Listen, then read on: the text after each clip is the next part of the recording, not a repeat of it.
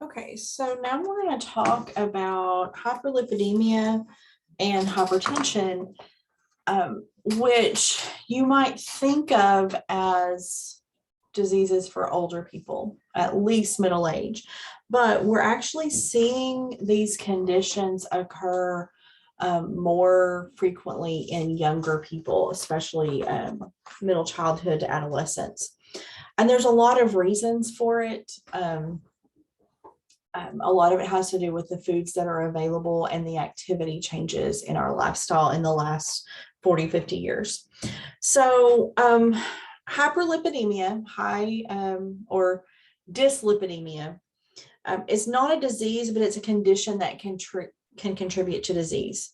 Atherosclerosis, which is when the arteries get stiffer because of these abnormal cholesterol deposits, can begin in childhood, even if it's asymptomatic. Identifying it early and managing it can help prevent later cardiovascular damage. So hyperlipidemia is when lipids are generally elevated.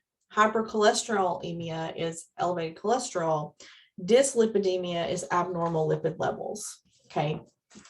You need to learn LDL, HDL, and VLDL. You need to know these terms. LDL is low density lipoproteins.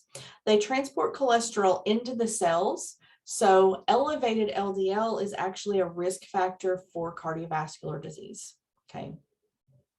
HDL, high density lipoproteins, actually transport cholesterol to the liver to be excreted in bile.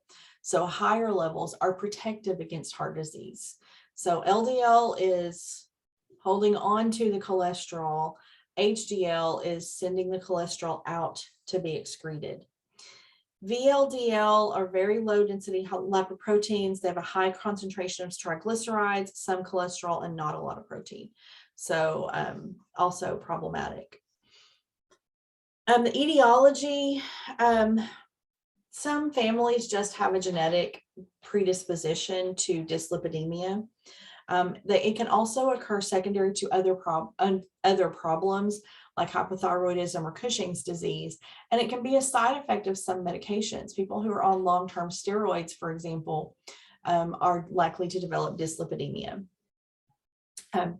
Lifestyle can be a risk factor. Lifestyle can definitely help with management. And it's believed that a lot of the changes we're seeing, and seeing this a lot earlier, is because the foods that are available to us and the activity level that's available to us has really changed in the last 50 years.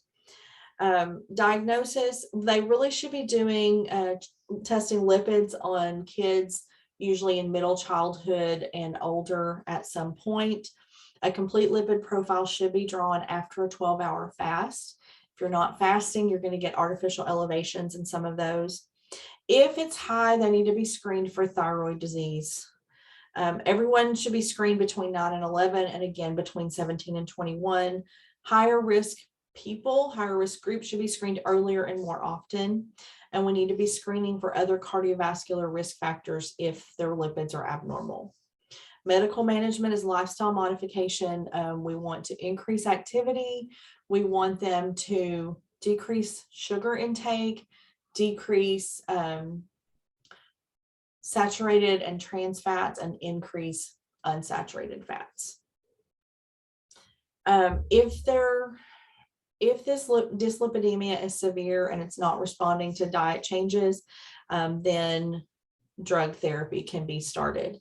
Statins have been researched mostly on adults. They tend to be hesitant to start them on kids unless it's a severe problem, and there's a risk of rhabdomyolysis. Okay. There also are meds that block the reabsorption of cholesterol and medication that bind bile acids in the intestine to be excreted. So there's different types of meds that can be used to change or to decrease cholesterol and LDL levels. But all of those have basically been tested on adults. So generally lifestyle is the first line. Nursing care, we might be doing the screenings. We need to do education, and we need to give a lot of support. So if we are trying to encourage dietary and activity level changes for a child due to this, we need to encourage the family to focus on changing that for the entire family, rather than putting the child on a stringent diet that other people don't have to follow. Basic dietary changes that are sustainable tend to be more effective long-term than a strict diet that's hard to maintain. Systemic hypertension is consistent elevation of blood pressure beyond the upper limits of normal. In children, it means a systolic or a diastolic blood pressure consistently at or over the 95th percentile.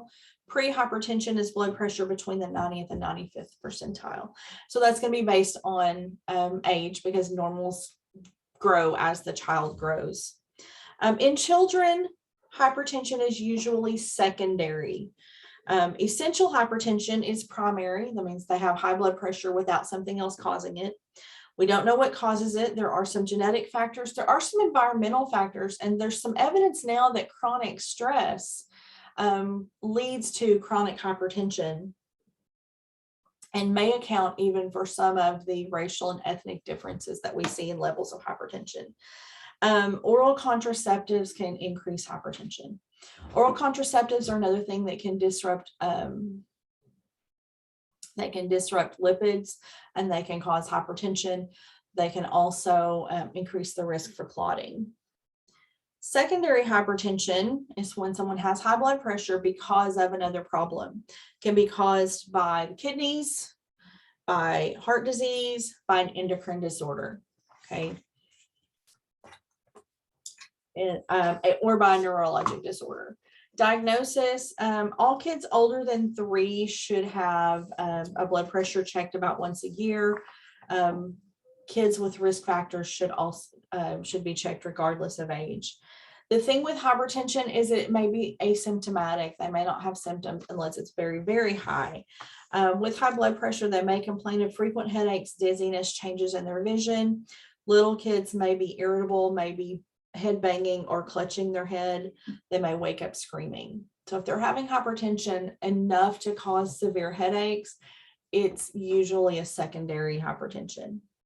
Medical management for secondary hypertension, the treatment is to fix the cause. We want to be treating kidney disease, treating heart disease, treating whatever is causing that high blood pressure.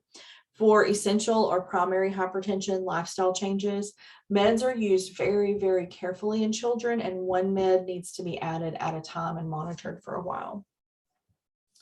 Nursing care, one really big thing, and you've seen this now that you're in clinical, is using the appropriate size cuff to measure blood pressure. In a pediatric facility, or they probably have the right size cuffs for everyone. If you're in a facility that doesn't get as many children, it can be really a lot to go and find. It can be challenging to find the right size cuff for the child. But you have to measure blood pressure using the proper size cuff, or you're not getting an accurate reading. We may be doing a lot of teaching about lifestyle, teach them how to measure blood pressure and monitor it, teach about meds, and teach about the side effects and how to manage them. In the next section, we're going to talk about acute coronary syndrome.